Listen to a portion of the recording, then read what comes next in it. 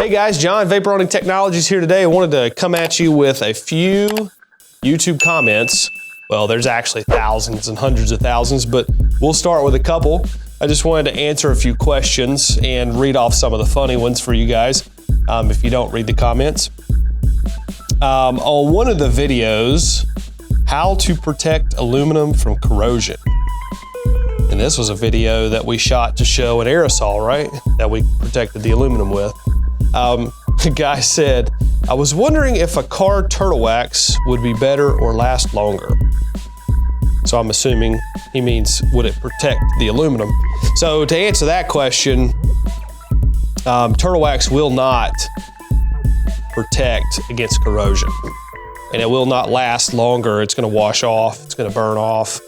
The corrosion inhibitor or protectant that we show in that video is an aerosol spray, and it actually penetrates the pores of the aluminum and helps protect long-term corrosion on the parts. That white powdery substance that you see after blasting aluminum clean, that's what this is really good for, this corrosion inhibitor spray. Not to be confused with our corrosion inhibitor liquid to be added to the machines. This is for after processing. So moving on. Let's see here, what else do we have? What do you recommend to roughen the clear coat on a car rim and prepare it for repainting?